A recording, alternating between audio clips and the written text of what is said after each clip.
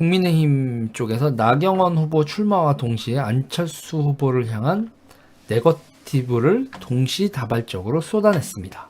이준석 최고위원도 전체위원이죠. 안철수는 아는 사람은 다 부정적이다. 용두삼이 될 것. 정진석, 안철수 계속 간만 봐. 기보 4번 단일화로 이길 수 있나. 그리고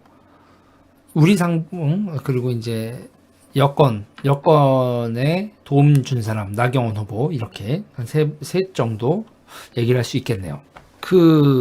이게 일단은 문재인 정부에 실망한 유권자들을 국민의힘 한 곳에 집중시키겠다는 전략으로 보여지는데, 근데 국민의힘이 생각하셔야 될 게 있어요. 국민의힘이 뭘 생각하셔야 되냐면, 유권자들은 국민의힘 한국 보수 세력에 대한 실망감도 가지고 있다는 걸 생각 좀 하셨으면 좋겠습니다. 국민의힘이 과거 정치에 대한 깊은 반성 끝에 새로운 출발을 했다고 생각하는 국민들 그렇게 많지 않습니다. 국민의힘이 달라졌어. 그치, 막 전 정부에 대해서 이명박 정부하고 박근혜 정부에 대해서 사과도 하고 어이구 국민의힘 달라졌네 이렇게 생각하는 국민 그렇게 많지 않습니다. 유권자 그렇게 많지 않고요. 김종인 위원장의 외연 확장 전략이라는 게요. 김종인 위원장의 외연 확장 전략이라는 게 결국 서진 정책이었거든요. 서진이었어요. 그러니까 김종인 위원장님이 전라도의 민심을 포용한다. 이런 거였죠. 그리고 이제 서울에 전라도 사람 많다. 요런 거였는데, 그게 전라도를 향한 서진이 국민의힘의 외연을 확장했다? 정말 그렇게 생각하시는지 물어보고 싶어요. 그게 성공했다고 생각하는 것도 더 황당한 거죠. 지금 저는 국민의힘에서 누군가가 김종인 위원장한테 전라도 방문 앤드 서진 이게 그렇게 크게 외연을 확장하지 않았다는 얘기를 누군가 직접 해야 된다고 봅니다. 그러니까 김종인 위원장과 측근 참모들은 서진 전략이 성공했고 국민의힘은 새로 태어난 보수 정당이고 민주당과 1대1 구도를 만들어도 충분히 승산이 있다고 생각하시는 것 같아요. 음방하기 너무 늦어가지고요. 정말 그렇게 생각하고 있는 건지 진짜 물어보고 싶습니다. 그리고 안철수 후보가 저 가운데서 저러고 있으면서 결국은 우리가 아니라 민주당한테 득대게 되는 거 아니야? 정말 그렇게 판단하고 계시는지 진짜 묻고 싶어요. 지금 안철수 후보가 정말 민주당 쪽에 득이 되는 가운데 끼어있는 간자다. 그런 판단이 맞는 판단인지 물어보고 싶습니다. 서진이 성공했다는 전제를 깔고 나경원 후보가 서울시장 선거 재도전을 해도 승산이 있다라고 판단하고 계시는 건가요? 그러니까 국민의힘은 제대로 세력 확장, 그러니까 세대 확장, 20대나 젊은 세대로의 세대 확장, 그리고 지역적 확장, 별 성과가 없었다고 봐요, 저는. 특히 서울시장 선거에 있어서는 민주당이 하도 이상한 짓을 많이 해서 탈주하는 정도가 심해서 반사 이익을 얻는 거지, 지금 민주당의 몰락과 함께 오는 반사 이익이지, 국민의힘의 확장 정책이 성공한 건 아니다.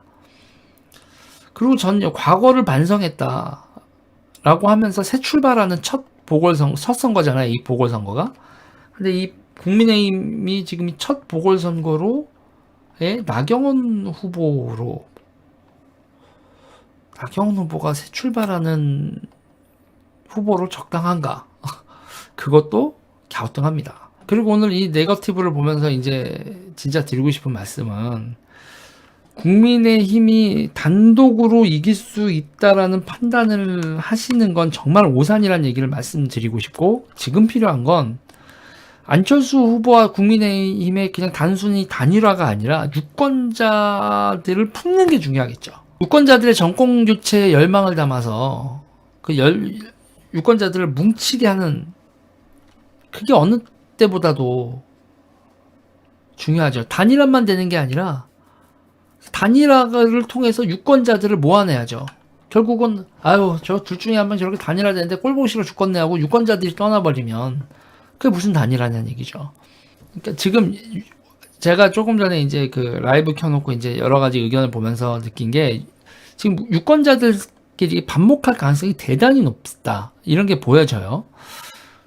그런데 이런 상태에서 뭐 안철수 지지자, 국민의힘 지지자 서로 막 디스하고 이런 확률도 있는 와중에 정치 리더들이 그 반목을 부추긴다면, 오늘같이 이렇게 안철수를 향한 디스를 이렇게 쪼자작 뿜어낸다면, 저는 이거 자신의 개인적 정치적 열망 때문에 정치공학적으로 하는 얘기지, 지금 문재인 세력을 이기기 위한 생각을 한다면 이런 행동을 안 할 텐데 라는 그런 우려스러운 시선으로 바라보게 됩니다. 그러니까 국민의힘 내부에서 주도권 잡는 게 정권 교체보다 더 중요한가요? 서울시장 떨어져도 되고 대통령 떨어져도 되는데 국민의힘에서 내가 주도권, 어차피 양당제야. 둘 중에 하나고 당신들의 선택은 민주당 아니면 여기지. 여기서 주도권 잡고 계속 민주당이 망할 때 기다리고 있으면 어차피 우리 차례 와. 뭐 이런 건가요? 그게 열린우리당 때 그랬으니까 뭐 그런 걸 반사이익을 기대하는 건가요? 저는요, 그 유권자들의 정권 교체 열망을 외면한 당파적 행위 끝에 패배를 하게 된다. 그러면 국민의힘은 거의 사라지지 않을까 이런 생각을 합니다. 저는 지금 보면은 끝까지 어떤 유권자들의 열망을 외면하고 되게 당파적인 행동, 그리고 당 내에서의 주도권, 국민의힘 내부에서의 주도권이 서울시장을 차지하는 것보다, 대통령 선거를 이기는 것보다 더 중요한 것 같아요, 다들. 목표가 어차피 내가 서울시장 되는 것도 아닌데 나 국회의원 하면 그만이야. 지금 문제는요, 지금 국민의힘 의원들은 나는 국회의원 계속 할 수 있어. 지금 103석이 어떤 불리한 상황에서도 국민의힘이 당선되는 상황, 수도권 몇몇 빼놓고는 그냥 국민의힘에서 공천만 받으면 그냥 국민의힘 달고 나면 무조건 국회의원 되는 건데 뭐 이 상황이 좋아라는 국회의원들이 너무 많아요. 그러면서 아유, 김종인 체제 얼마나 가겠어. 이거 김종인 체제 서울시장 보궐선거 끝나고 나면은 끝인데 당내에서 주도권 잡는 게 중요하지. 그러니까 서울시장도 대통령도 관심 없고 그냥 보수 일당에 또아리를 틀고 있고 주도권을 잡고 공천권에 접근하고 있는 게 다 중요한 거지. 유권자 통합을 하셔야 됩니다. 그러니까 유권자 통합의 선거전을 부탁드리는, 관심이 높아져도 절레절레하게 되면, 유권자 통합이 안 되면 안 되는 거죠. 지금 좀 더 생각을 하셔서, 그러니까 안철수 지지자들을 나경원 후보가 이겼을 때, 나경원 후보가 이긴다고 가정을 했을 때 안철수 지지자들이 기꺼이 나경원 후보를 찍을 수 있는 전략을 생각하면서, 중요한 건 내가 안철수한테 이기는 것보다 중요한 건 내가 이겼을 때 안철수 지지자들을 가져오는 거, 그리고 내가 졌을 때 내 지지자들을, 안철수 지지자를 모아주는 거. 이거는 뭐 정치인들한테 바랄 수 있는 얘기가 아닐지 모르지만 그 정도의 이제 대국적인 문재인 정부를 이겨야겠다는 그 열망, 유권자의 열망을 받아안는 자세를 보여주면 그게 큰 정치인입니다. 그리고 그런 진정성 있는 모습을 보여줬을 때, 나경원 변했네 라는 얘기가 나올 수도 있고, 국민의힘 변했네 말이 나올 수도 있죠. 나라를 생각한다면 지금 문재인 정부의 폭주를 허용한 이걸 막는 거, 이거에 우선을 대면서, 그거에 일명 그런 정치인들의 입에 발린 표현이 있지 않습니까?